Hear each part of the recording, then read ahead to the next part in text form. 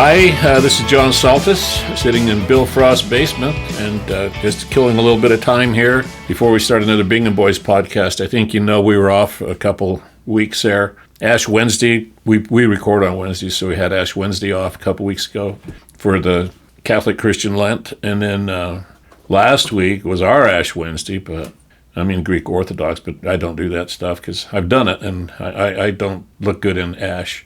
But Bill was working last week, so we didn't do it last week. Been off a couple weeks, and today I'm just piddling around on my phone, deleting messages from Democrats who won last night in the primaries in Texas. I got Tallarico. I don't know how he got my phone number. That's James Tallarico guy. But hey, anyway, that's what I've been doing. Ron, where are you? Are you here? I'm right in front of you, but I've got my eyes closed, so you can't see me. That's what it is. And I'm just sitting here in front of you with my eyes closed. I was thinking and dreaming of being in Arizona, in Marysville at American Family Field, and watching my Brewers in spring training, waiting for the umpire to say play ball. So it was a nice kind of a daydream, but it keeps getting interrupted by our national anthem, which is being sung by a drunken Pete Hegseth. He's there visiting, and it's not a surprise because he's got all kinds of time on his hands. He's got all kinds of time. But the other thing is, what keeps floating through my mind is not the national anthem, but Springtime for Hitler.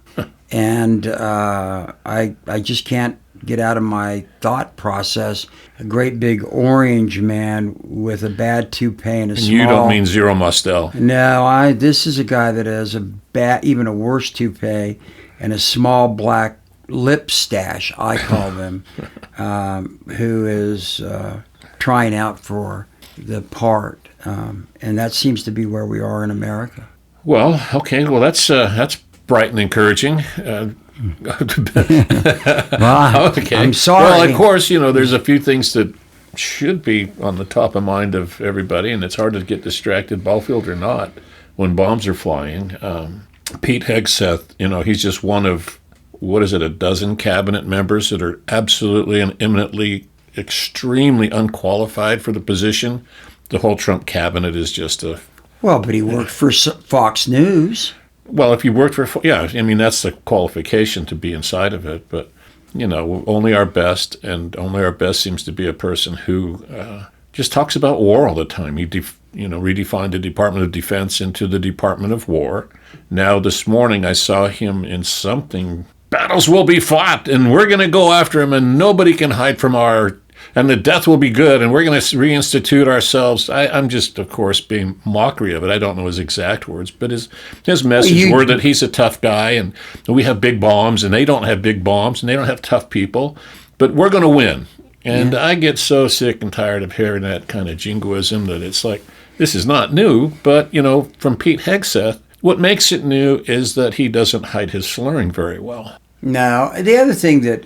He doesn't hide much of his hatred very well. No, here's the deal, and I mean, joking, of course, about thinking about Springtime for Hitler, but as I've been through this since last Sunday when we attacked Iran, I really can't help but thinking about the parodies and some of the great writing that was done and about war and the costs of war, and to see Hegseth do what you just mentioned, and Trump talk about it too. We'll talk a little bit more about that.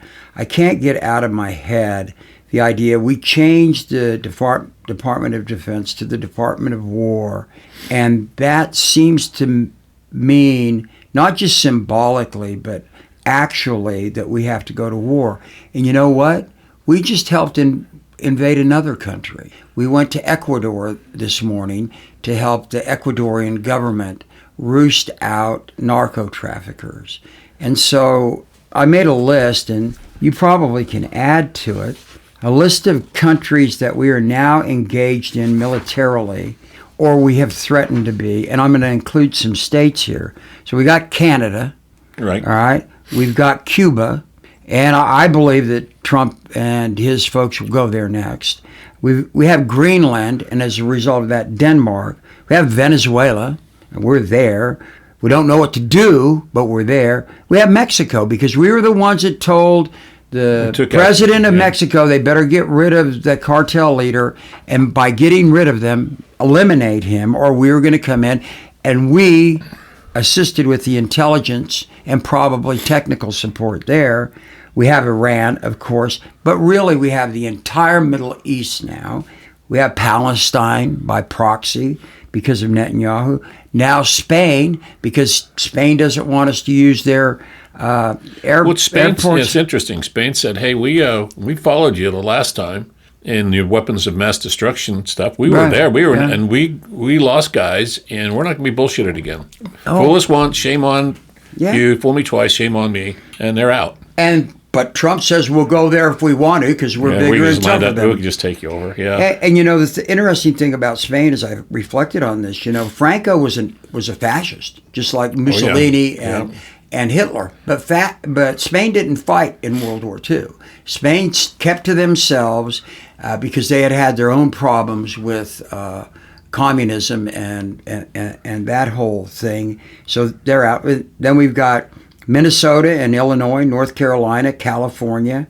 All of those places have been invaded, literally, by Donald Trump and his hench people who think that the way to answer a problem is to attack it without thinking about what the potential consequences are. And I'll end with this. When you think about the Middle East and what we've done, now every one of those countries has taken hits from Hezbollah and the jihadists, and they're going to continue to do so. We went there without a plan, no plan whatsoever. And so I sit here really depressed. Well, let's see if we can cheer you up. Okay, well, there are only about 4 ways you could. Okay, and 3 of them start with ice and water and then whiskey. Yeah, at least 3.5. Well, I don't know if I'm here to cheer you up, Ron. You're good at cheering yourself up. But you know what? This is just a result of, like you said, there's no plan, right? Of course there's no plan. There's never been a plan. Trump has never presented a plan. He's presented wedge issues over and over and over again, but no plan. So MAGA, the entirety of MAGA has always been at the core. The Democrats did it worse than we did. The Democrats are worse than everybody. Leftists are horrible. Immigrants are even more horrible. Mexican immigrants are not as bad as Somali immigrants, but they're all bad. Yeah. And everything is bad, bad, bad, bad. And at the end of the day, Clinton started it, Biden did it, and Obama did it, but not us. And it's never accountability. It's always just aggrievement over and over and over. Every polemic's a good word. We should bring that back. Yeah. That I read about, from every day I look into neutral sites, left sites, right sites, and just try to figure out what's going on. It's all about aggrievement, and it's always being pissed off. Hegseth is like, he's music to their ears because of all this like power shit that's going on in his head and his mind, and it plays into everything that Trump allowed to happen. Not allowed to happen. He encouraged it. Yes, and he got all the people that had just one little thing wrong in their lives, and they're just going to be pissed about it forever. And Trump plays that every freaking day. He's really good at that. And then when I say he's a good communicator, it's not to me. He's a good communicator to keep that base solid with him, and he can do no wrong. Even cheating at golf. I mentioned it starts there. If you're willing to cheat amongst your friends, are you not willing to cheat amongst everybody and everything you do? And people said, "Oh, well, he's an old guy. We let him foot wedge." No, he's been foot wedging his whole life. Well, and not only cheating, he's cheating America now. He's cheating on every piece of society. He cheated his own family out of trust money that was left to them by their grandfather and Trump's father. MAGA doesn't know that, and they don't give a shit. They don't give a shit about anything that Trump ever did, except because they don't look at it. Well, that's news to a lot of people right there, Ron. I get it. I really look at this as being something that our forefathers that wrote the Constitution, that put this country together, they anticipated that there would be people like Donald Trump. They're not stupid. They knew their history. All of them did. But they figured that there would be enough honorable people across the board that they would stand up to him. And we sit here today, wondering about what's going to happen in this war that we're now in and the other ones that we're involving ourselves in, and the killing and the destruction, and young men and women being killed already, and a guy that can stand up and say basically, well, that happens in war. That's just one of the byproducts of war, yeah. and there's going to be more, and that's just the way it goes. And there's going to be more, and that's the way it goes. When any group of people, be it a country, a state, a county, a city, for their leader to get up and say that the day after he started something, not knowing what the consequences were in his own mind, because he doesn't care about the consequences. He cares about what looks tough to him. To say that about 4 young people, and now there are more, and there are going to be more, but also not to say it about those schoolgirls that were killed because of our smart, dumb bombs that are set off by dumb people. To have that attitude is just distressing to me. He had his opportunity, and he talked about drapes instead. That's what he did. I don't know. He pointed up to the gold drapes, and don't they look beautiful? Oh, he did. And there's a chance where it could have been anybody throughout history who could have done a patch job, but he's not. He doesn't want to. He doesn't need to talk to guys like me who actually care a little bit about families and empathy and soul. He's not talking to me anyway. He doesn't need to. Let him talk about his drapes, and instead, and certain populace of America will be going like, see, he did something. Just like he promised, he did something, and they'll cheer for anything he does. Yeah, it's interesting, though, when you look at that, because there is pushback from some of his neocon fellows. I mean, that's where this starts, with the neocons, and now we got a neocon convict running the country, along with some others. And so he was the one that promised to be the peace president. I don't know whether that was everything he campaigned on, and he said in his first campaign in 2016 that he was peaceful. His next one with Biden and get more wars, and then of course in 2024, you want to see dead kids? Elect Biden. That's what he said. Yeah. And the last or Kamala, I should say, in 2024.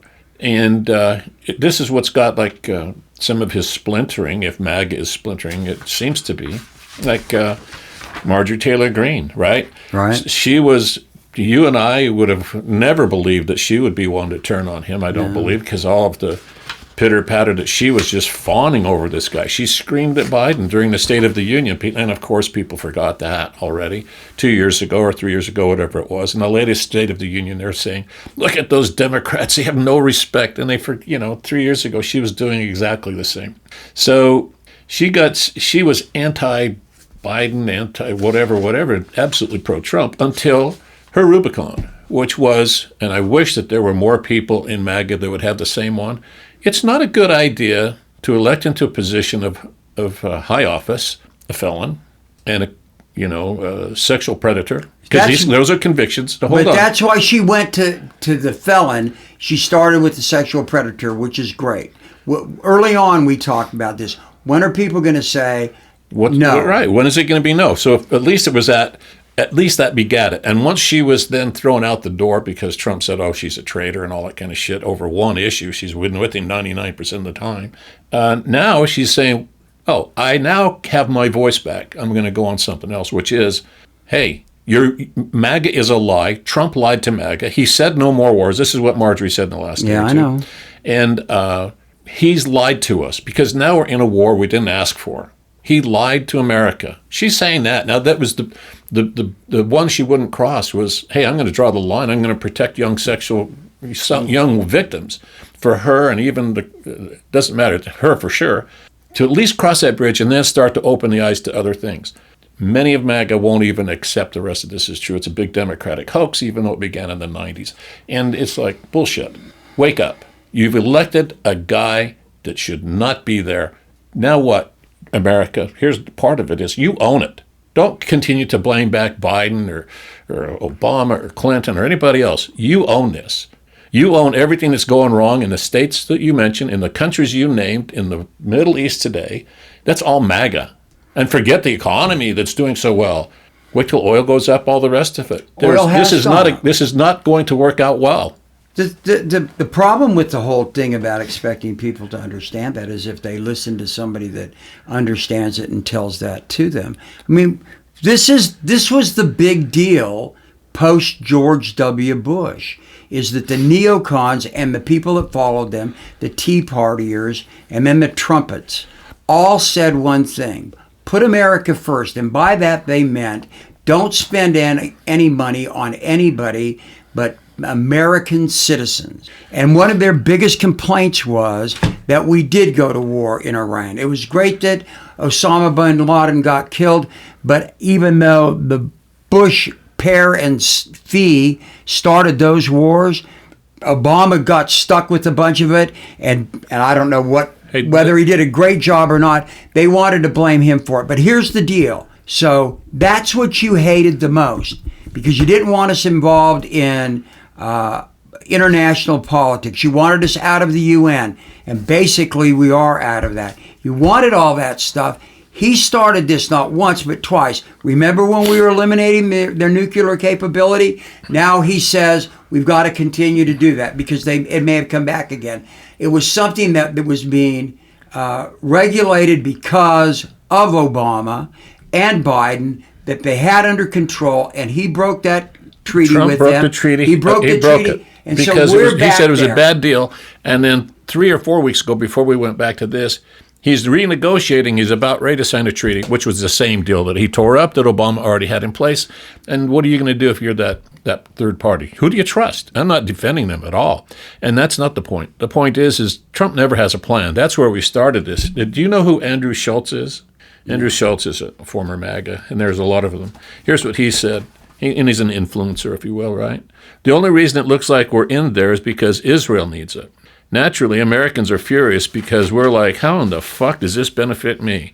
I can't afford to pay for college. I can't buy a home. I can't pay for health insurance, and we're going to spend billions of dollars on a war in a country I can't even point out on a map.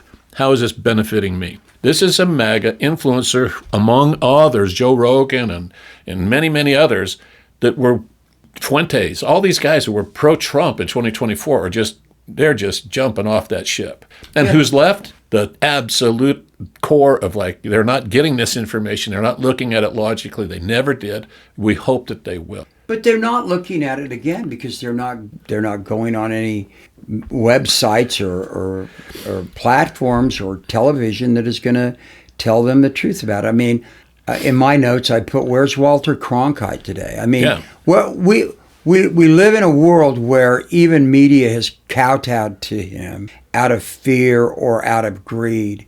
And we still have a lot of Americans who believe somehow we're going to end up standing on our feet on this, but I fear that we're not going to. And I do so because here's the other thing. They went to war and they didn't check the stockpile of weapons that we have. He didn't plan. There's no plan. There was no plan. We didn't do for Zelensky what we're claiming to be doing for the Middle East right now, to stop Putin, okay? Zelensky said, give us your broken up, rusty old tanks and everything, and we'll beat the Russians, which he is. Which he is beating them. And then you turn around, and we can't give him anything new, but all of a sudden we had billions spent in missiles in the past week in the Middle East over something that didn't need to be there. There was no imminent threat. And we're sending all that weaponry down the tubes for what? As Andrew Schultz said, he thinks it's for Israel. I don't know. Well, it's partly for Israel, and you wonder what him and Bibi have together to do it. It's just troubling to me that across the media sites that I look at, except for, and on CNN and MS, not MS, it's MS now, isn't it? MS, not MSNBC. But looking at them a little bit, all they're talking about is what it means for elections. They're not talking about the depth of destruction that is going on because of us. That's not who we're supposed to be. But that is the truth, though, Ron. That is what's happening here. All of this is programmed for a messaging point. All of it. It always is. And this is not new to Trump. He's just taking it up to megaphone level. He's a DEFCON. But I'm talking about even so-called progressive people that are talking about it. They're not talking about the incredible destruction that is going on all over. They're talking about how it impacts Democrats being elected. Right. That's all. Or no elections at all. That's all terrific. How about us taking a look at what really war is about? You have a friend and I have a friend, and we may have them on. They fought in Vietnam. They're both good guys. Maybe we're going to have them on to talk about what is it like to be in the Ukraine right now if you're a Ukrainian citizen. What about all of these people around Lebanon that are scared to death about everything? What about that? Let's put Americans aside. Let's even put our war debt aside. What does it mean when you just go and bomb the hell out of some place and know that there's going to be a response and can't even talk about what the destruction is? We're only going to talk about whether or not James Tallarico can get elected. That's a pox on both houses. Well, it is, but there was no plan there, Ron. That starts it. There wasn't any motivation for the United States to go in there. There was nothing strategic to go in there for the United States. None. That's what this MAGA guy, Andrew Schultz, said. There was no reason. The reason was just what you said. It's either distraction with, well, could that be because we don't want to have an election in the fall? That's what some people say about Trump. Or was it because he's distracting from Epstein because all of a sudden files are missing there that were supposedly pretty bad, and some people have seen them but just can't expose it to the public yet? And you're saying it just right, yeah. Or how do we use this as a wedge to get ourselves elected? We have no interest there except to keep certain people in power. And it's not about human lives. Not until it comes home. And those 6 people who have been identified already, I hope that's the end of it. I hope that is, but I don't know that it will be. It's impossible for it to be the end of it with the firepower that all these warriors have, and they're warriors from a distance. The big mouth talkers are people that are not only not going to be where the bombs are falling, they're not going to send their kids to where the bombs are falling. Do you think Barron Trump's going to go? Well, he's too tall, right? But hold on. He's too tall to get into a fighter plane. Okay, well, that's true. He's too tall for a submarine. He's too tall for lots of things in restrictive of a battlefield. He's not too tall to handle a toy device and fire drones, because that's been done. Those guys aren't even overseas. They're doing that from some plant in middle America. You can still serve your country and be tall. All you got to do is have the skill set to just sit and look at a screen and press your console buttons. You can still serve. It's not about being tall. Yeah, and I'm not. Hey, he's not in, so he's not in. But I'm not knocking the shit out of him for not being in. But I don't like their excuses. I'm not either. But what I'm saying is, they never go where they can be in the situations that I've just talked about. They're never there. And neither Biden's son was. Huh? Bo Biden was. Bo Biden was. But as a general proposition, that's the case. And you know why? Because it's the other thing that we don't talk about this. Most of this stuff is always about money. Venezuela was about money in Trump, okay? Cuba is as well. And as far as this is concerned with Netanyahu and Israel, I don't think it has anything to do relative to Israel's survival, because Netanyahu loved the fact that he got attacked.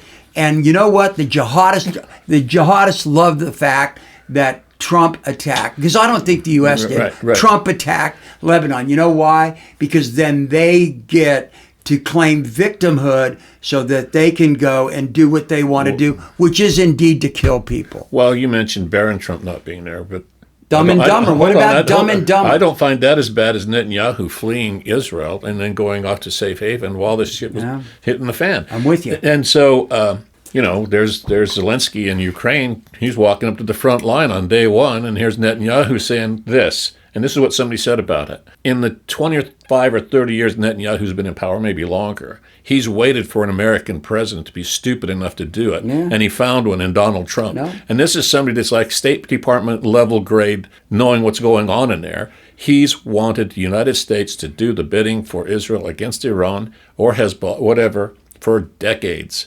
Finally pulled the trigger. But why? We don't know why. Here's some stuff. You mentioned Venezuela. Have we talked about drugs since then? That was the interdiction part, wasn't it? It was first was bombing the boats, then go get Maduro.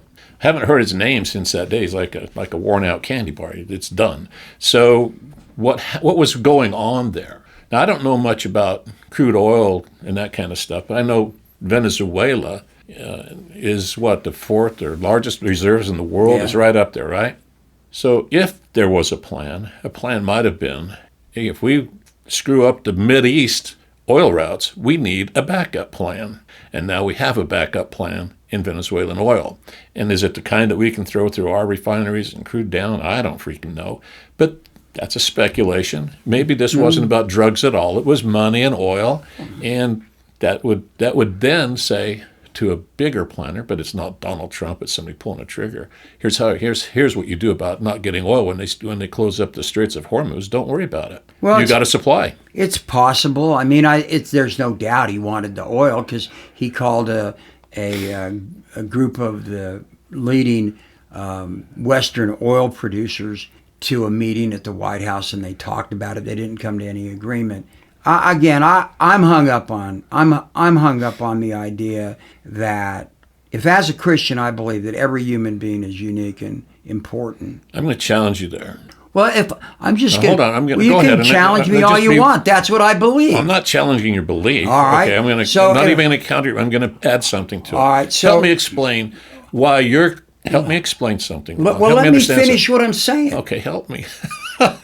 Seriously. Okay. All right. Let's go. So I believe that every human being is unique and important, and whatever your color. This is what I was taught not only as a Christian, but my dad taught me. Everybody is. Everybody gets to be proud of who they are. Everybody should let everybody else be proud of who they are. You don't judge people about where they come from or what they look like, okay? And that's what I'm taught in the gospel of Jesus Christ. Okay. So I can't get past the fact, and it is a fact, that people are willing to use these kinds of weapons of mass destruction or any weapon whatsoever just to kill people and not be concerned about collateral consequences. So if you think that that's a bad attitude to have, I live with it. Well, Ron, I said I'm going to challenge you, and I am, and I don't think it's a bad attitude. It was challenging on this as a conceptual part. Pete Hegseth wears a tattoo that says or signifies something from the Crusades. You'll pronounce it better. Deus Lovault. Deus, I don't know. Deus. God, it's God's will. That's what his tattoo means, correct? It literally means God wills it. God wills it. Okay, so he is if he was sitting here, he would tell us over and over, just like he's done on TV the past 2 days, and especially this morning, he's a Christian nationalist that is doing this for God's work. And there are other people even in the U.S. Pentagon and in our government who think this is the right thing to do to bring around the end times because it's biblical. So my friend Ron is sitting here from one side of it, the Jesus side, and saying, I have sympathy. I don't like this death and destruction and all that kind of stuff. And yet the people who are killing people are using the same book to kill people. I don't get it. Well, I don't think they're using the same book. Which book are they using? Oh, I don't know. They call themselves Christian the same. Okay. If I don't know you, and tell me this. You want to argue this? I don't want to argue this. No, this isn't a courtroom. No. So tell me where in the New Testament where Jesus. Let me finish. Okay. So tell me in the New Testament where it says Jesus says that we should have war for a crusade, which was wrong, and the Christians got their asses handed to them in the Crusades. Probably should have, to a degree, okay? Where is it in the Bible what Jesus has to say, where he says, yeah, you can go out and fight wars in my name? Okay, start with, I'm not looking to argue with you. Well, no. This is the thing, and this is what fires me up with people, and this is where argue with Hegseth and don't argue with me because I'm just pointing out what's the difference. Just don't ask me to explain it. Well, I'm asking you to define it because I don't freaking know. But I'm asking you a question since you want to. You want to lump all How about of you saying I'm going to answer your question? So how about you listening instead of interrupting every time? How about this? Since you think all Christians are the same, I didn't say that. Then you don't? No. Okay, so I'll tell you what the difference is. Thank you. The difference is the end times is a evangelical attitude about what the book of Revelation means. Okay? I disagree with their interpretation, as do most people that actually understand the Bible and what it means. Jesus made it clear. Again, you don't have to believe this. You talked about Ash Wednesday. We do the Stations of the Cross on Friday. You get to the second station at the Cathedral of the Madeleine, and Judas comes and he identifies Jesus as the man that they need to arrest. And again, it's in the story. Peter grabs his sword and cuts off the ear of the guy that's going to touch Jesus. And Jesus says, he who lives by the sword will die by the sword. Jesus tells us to love our enemies. Jesus tells us to forgive them. Jesus says if you have a problem with your brother and you're bringing your gifts to the temple, then take them, then leave them there, go reconcile your problems with your brother, and then come back. Okay. So with Hegseth and people like that, and for Saint Saint Louis, who died in attacking Jerusalem, I don't believe Jesus would have approved of that at all. Okay, and so we get to the point where, and this happens all the time. My granddaughter did it to me the other day. Well, okay, you Christians, what time? You can have all the tattoos you want on you, but when you're in power, you're supposed to protect the weak and the least among us. That's what he said. Anybody that can get past that and say we're going to attack people and collateral damage doesn't matter, then they better go back and read the book, in my opinion, because that's not who I am, and it's not who the people that taught me what Christianity was about. Yeah, and I wasn't taking Hegseth's position. I was saying, how do we reconcile on one side what the Pope is saying, or most leaders of Christendom are saying, the old Christendom, with what is also being said in the name of Christianity, whether it be right or wrong. Some people in the middle of it are neither. Many people are. Most of the world is not Christian. So when they see or hear this kind of stuff about Christ said this or do this in the name of God, they lump everybody together, Ron, and they don't distinguish if you're more faithful or less or whatever. It's understandable. So, yeah, and that's what I'm saying. So here in the same name, whatever book, it's not germane to me right now, but the message that we talked about, the message is the same. It's okay because God says it's okay. That's the Hegseth message. That's the message coming out of the White House and some parts of the Pentagon now, at least the White House staffers. It's okay because we are cleaning up this big mess over there, and these people are evil. That same thing. They're evil. They're bad. They're anti everything that we stand for. Man alive. The people that are jihadists stand against most everything everybody believes, even other Muslims, okay? Once again, it's different. We've got to be careful when we wrap everybody up and put them under the same tent, all right? There are things that are done and said in the name of religion. I said this on this podcast. There are things that have been done by the Roman Catholic Church that are abhorrent to everything we believe in. In fact, a friend of mine just got back from Notre Dame Cathedral and brought me a couple of items from there. And we talked about what I said on this very program. When it started to burn down, my first thought was, okay, we're getting what we deserve for the priestly abuse scandal. But that doesn't mean simply because you hold yourself out as a Christian that you can do whatever you want. And by the way, Donald Trump says that his favorite book is the Bible.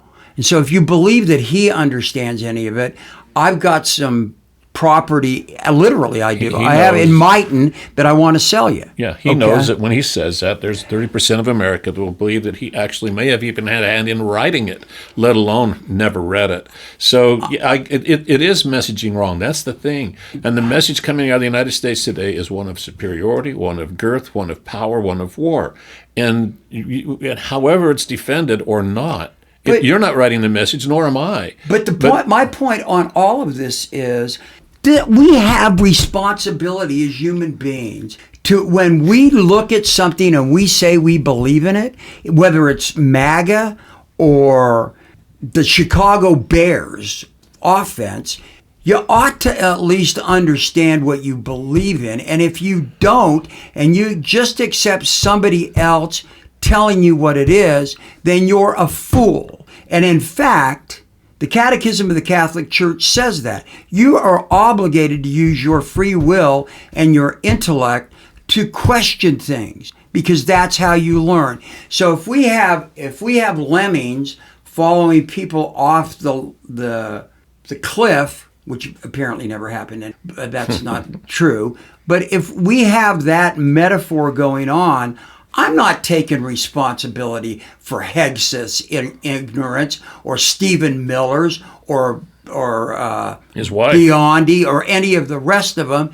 That's on them. It isn't on me, and it isn't on what people that I know believe. And I am proud of one thing, being Roman Catholic. Pope Francis and Leo the 14th have stood up to Trump and Vance's and Miller and others' real stupidity, and they've done it publicly. And I'm proud of that. They've done it in a much more rational way than I probably could, and as I just exhibited, but they've stood up for it because they do understand what the purpose of faith is, and at least faith as Christians. My friend Franz Davis does too. He's not a Catholic. He gets it. And so do a lot of other people. Well, Donald Trump and his people don't. They don't. That's their message, though. And their message is selling among that 30% that are fearful of not the war over there. They're fearful of me, and they're fearful of you, and they're fearful of anybody's a Democrat who is anybody not like them on U.S. soil. That is what their grievance is, and any way that they can wedge against you or me, it's more power to them, and they really get a kick out of it. They really do. They really like making... Look, Trump did it in the State of the Union. People, go back and watch. I never watched it, but I saw snippets. Things where a guy got kicked out. Why? Because he held a sign. Well, that was disrespectful. Not so much. It was just a freaking sign. But he was thrown out, and that wasn't the first time. The guy got thrown out a year or two ago, too. But at some point, it was that, it's a debating trap. There's no winning. It was the Democrats were supposed to either sit down or stand up at a certain point, maybe multiple times, because I never saw the whole damn thing. But what it was, if you don't stand up, it becomes, look how they hate America, look how they don't respect hockey teams, look how they don't respect that warrior, look how they don't respect the victim, all that stuff. If they do stand up, they also lose the messaging argument. It's all a ploy. And it's all a ploy to just keep on winning and scoring messaging points. It meant nothing. It's performance art. And the State of the Union was a performance art, and it has been for years. I don't believe in performance art politics. And I guess the rant I'm on is this. I'm talking about our side. Instead of talking about how it will get you elected, which is only a guess, okay? It's only a surmise. We don't know yet. There will be an election. How about talking with some passion about what's going on and the death of people? How about looking at it that way? Because all the rest of this is just performance art too. Right. What's the guy's name? Kornacki? You got Kornacki. He gets up by his board and he's got his dungarees on and everything, and he's just one of us, and he's doing all of that. And Jake Tapper is going to give his thing, and we're going to have the other people give. How about this? How about getting pissed off about There isn't a Democrat that speaks vociferously. I mean, the leader of the Senate, Schumer, he just rewords memos, and it's the same memo all the time. That's my point. Jeffries and the others, he's just the same. So who's the vocal Democrats? They're a couple, but they're not terribly fighting. Tallarico was, Jasmine Crockett was, but they're both from Texas, and one wiped out the other one. You got Omar, and you got there's a few. Ocasio-Cortez, and you know what? But there's not the messenger that unites the party yet. And that better happen, or they're going to get their ass kicked. No, we're going to have Kamala again. And again, I'd like to know where the money is. And I also would like us to have somebody that has enough nuts to get up and get angry, to let their venom come out. You know, we live in a world where, you're right. You know, Trump and people like people to get pissed off. And so now we're in a point where nobody wants to get pissed out publicly about it because, oh, you're just playing his game. BS, man. If somebody throws at you and you're in the box, you want your pitcher to hit them when they come up the next time. Sorry, that's how games are played. And this is just a game for these people. Did you see the video of Nikola Jokic go after the guy that he just got back from being injured? He had a bad knee injury. He got cheap shot by a guard with, I forget who, I think Oklahoma City. No, I watched the NBA for a few years. Well, me neither. I just saw the video on ESPN, and Jokic got up off the floor and went after him and tried to choke him. And so one of his beefy guys came off the bench to protect him, and Jokic got in his face. You got to watch it. You got to watch how angry he is. What he's angry about is this: I just got back off the injured list. I have a hurt knee, and you went after my knee. This wasn't just rough play. When his face is right in this other guy's face and he's got him, you go, that's what the Democrats ought to be doing right now. Well, but we don't have the guts or the balls to do it. Well, they better change. I mean, look, if you looked at who woulda, coulda, Hillary was fighting in a nice way in 2016. And she was marginalized and beaten down. You can't find me very many things where she was wrong 10 years ago, what she was campaigning on. Donald Trump is a bad guy. Donald Trump is going to do this. No. She wasn't wrong. Kamala wasn't wrong. But what is it about the United States? Maybe we weren't ready to vote into election a woman, maybe a black woman, and maybe all kinds of things. But the fact is they weren't wrong. And they didn't need to fight then as much because they were correct. And it used to be understood that being correct and civil in a debate was going to logically resonate. It didn't with Donald Trump because he started breaking glass. Mm-hmm. And it became the new way. When you have guys like Mike Lee, Mike Johnson, Trevor Lee. Leave him out. He never passed a bill, the dumb shit. He was 0 for 12. Lindsey Graham, Ted Cruz, all the rest of these guys who had spunk and vinegar and Trump is this and that, all coalesce under the same methods and techniques that Trump did. They're all breaking glass now, too, you know.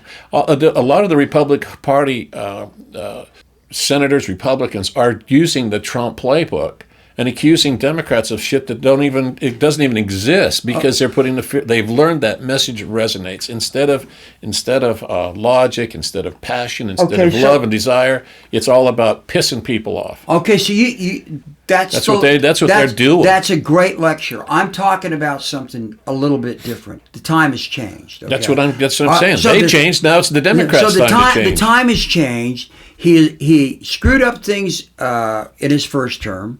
He blames everybody instead of coming forward with a logical argument about it and getting hot, showing a little bit of passion.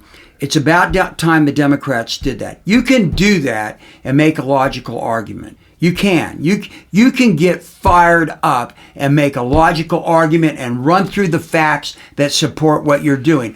I see it from none of them. I see Tellerico a little bit, Jasmine Crockett some, Ocasio-Ortiz some. It doesn't make sense because whenever you measure factually Republican presidencies in the past 30 or 40 years versus Democrat presidencies in the last 30 or 40 years, when has job creation happened? When did debt go down? When did we thrive, etc.? The Democrats win over and over and over on the arguments that supposedly benefit the right, the Republican side. And then when the Republican side turns around, they blame the Democrats. It was the people that was putting their companies back in order and lowering the debt and reducing the deficit to zero in Clinton's term. And they're falling for the other side of it, this part of like, I'm pissed off all the time, and I'm going to be pissed off at my neighbor. That's the part. I'm the neighbor. I didn't do this shit. You guys are doing it to us. And I'm part of it, Ron, is the guys on the street need to be a little bit more angry too, because our neighbors pissed all over us, at least on my street. So. Hey, look, I'm in favor of that. I don't think you have to hate anybody. Well, I don't hate none of them. But I'd invite them to the beer fest. They were happy to come along to that. But I will tell you this. I think we're past the point of just simple logical arguments against guerrillas. I mean, you know, the people in America need to see some chutzpah amongst the Democratic politicians. Right. They need to see it if you want to. And it's Jasmine Crockett. So Tellerico Beecher, you just told me this. I didn't know it a minute ago. She said, I'm throwing my support behind you. Yeah. Okay, so she didn't go and whine. She didn't go to get her elderberry tea and sit in a room with people like her. She said, I'm on your side. Okay. An example of that is Marco Rubio, who, listen, if you think Hillary was wrong or Kamala was wrong, listen to what Marco Rubio used to say about Trump. He used to look at Michael Lee. And all those guys fell in line for the next play that Trump came in, and they all got rewarded. Jasmine Crockett is absolutely right to play the right game, and I hope to heck she gets rewarded, because she is one bright person in Congress. I think that people may not like the way she comes across. That doesn't bother me at all. It's all performance anyway.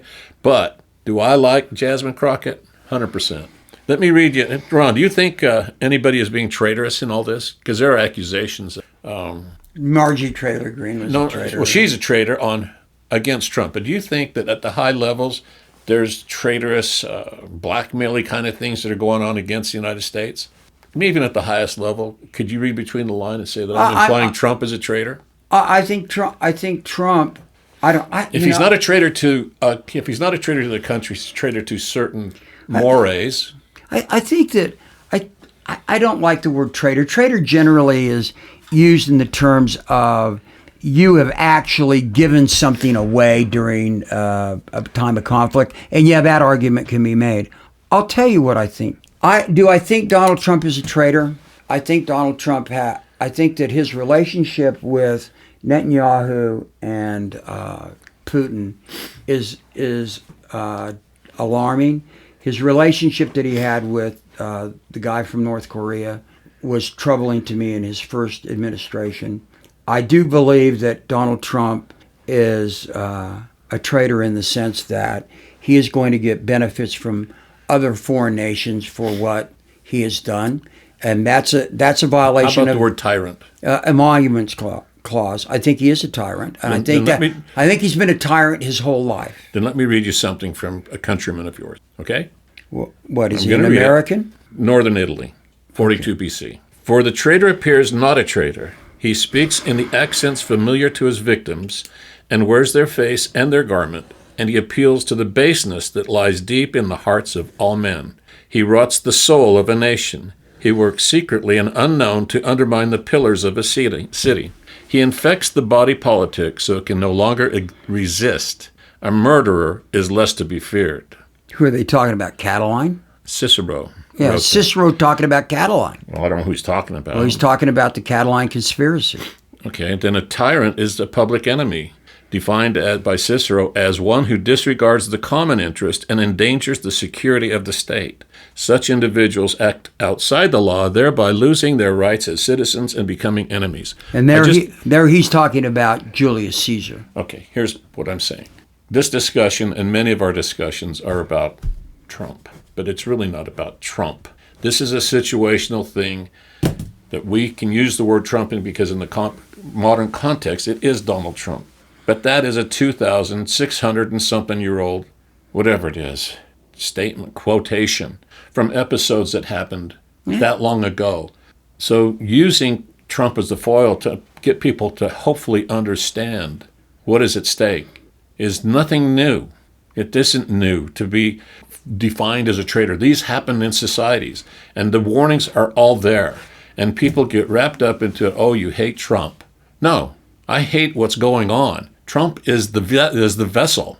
And if that's the word I'm going to use, if I drop the word Benedict Arnold or Cicero, nobody know what the hell you're talking about, right? Well, so you use Trump because it's sitting right in front of us. And if you haven't figured out that it's happened before as a person out there, that it can happen again, and it's happening to us, I mean, that's what Russia said the other day. You guys are only 249 years old. Well, the point is good. I mean, and it's the one that I mentioned early. Our forefathers understood that.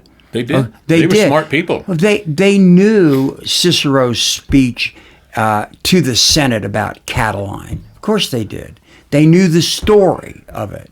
They knew that Cicero at the beginning did not, but basically walked away from the debate when Caesar had taken power, and then even after he was dead, when Augustus, his adopted son, and others fought over what remained of his power. Lepidus and Brutus, they fought over his power. Who was going to be the new Caesar? Cicero basically ran away. He went to his villa in Tusculum and stayed there, but he couldn't stay there.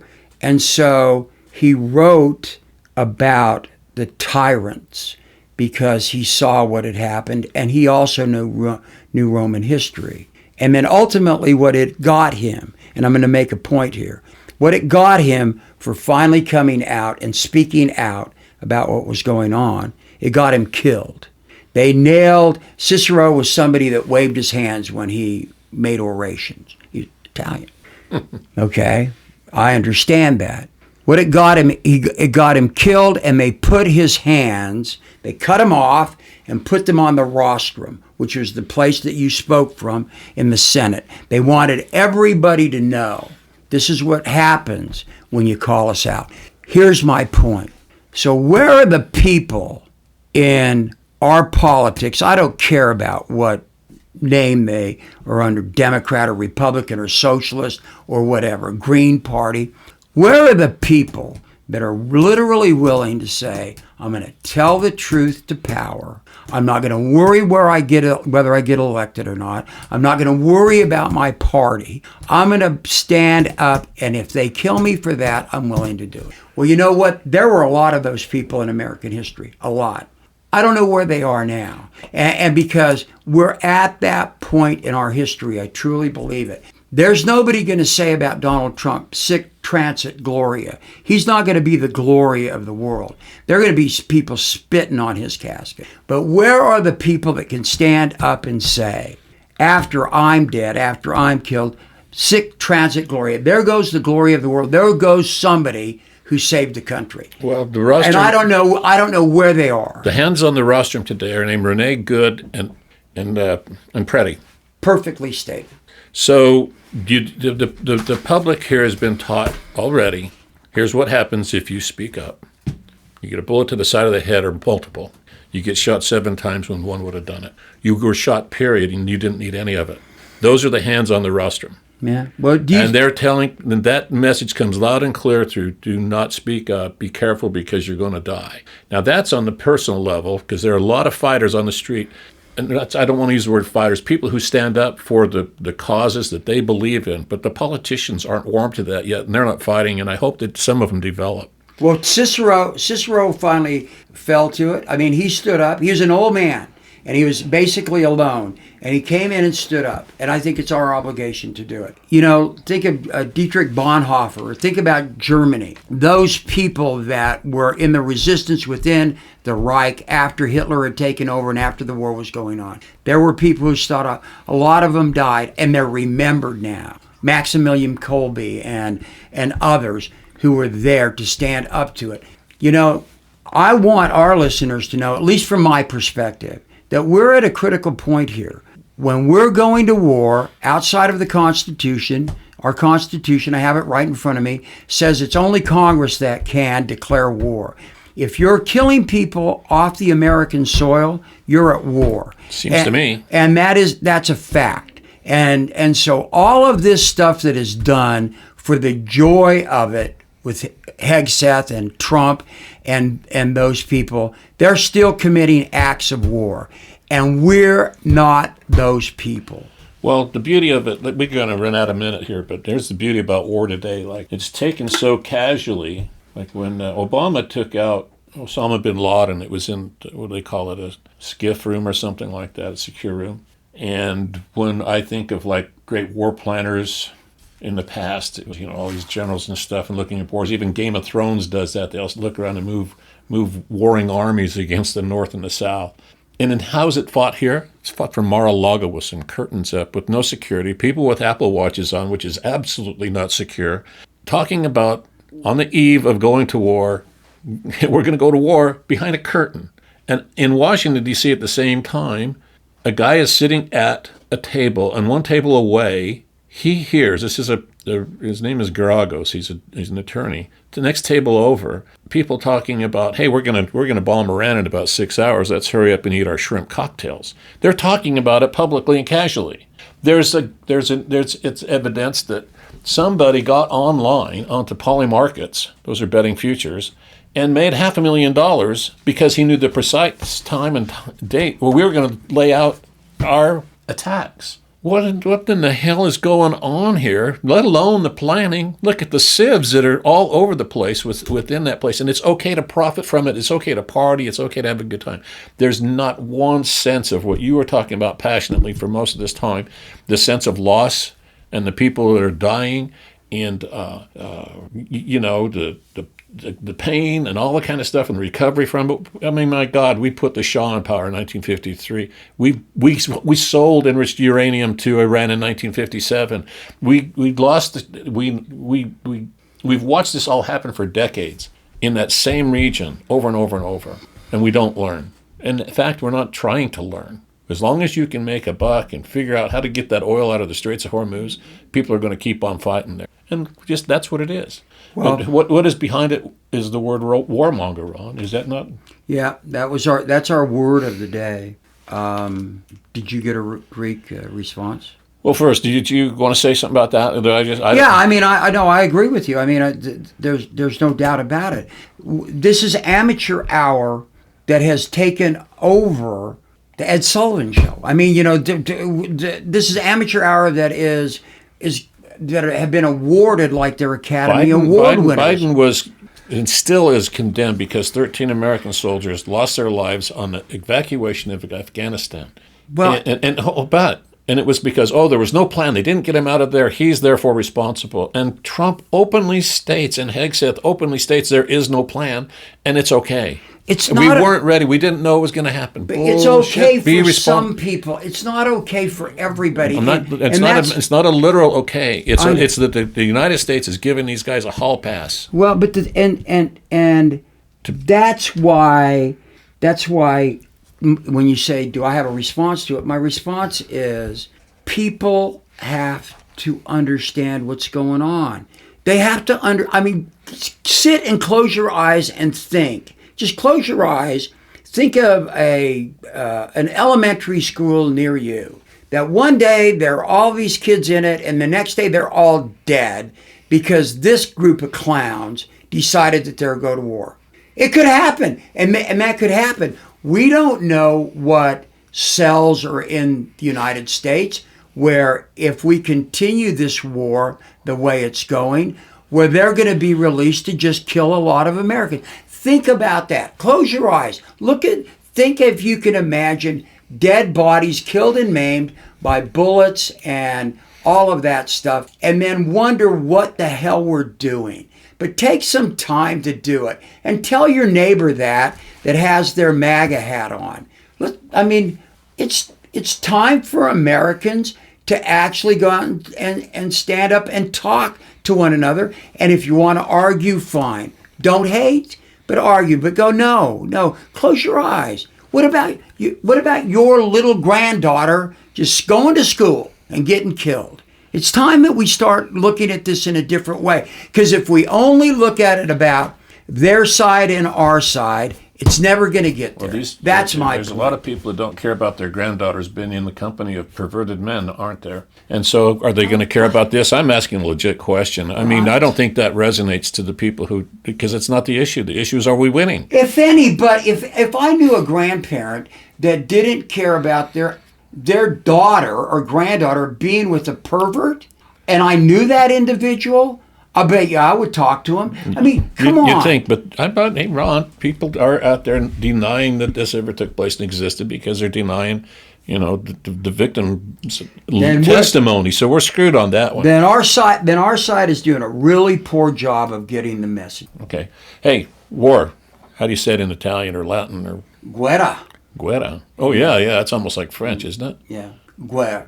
It's almost the same as Spanish. Oh, all right. I brought a great word, or I thought I brought it, but I think I left. No, I did. So liar. Sefto, yeah. What is it in Greek? Sefti, like fraud, like you liar.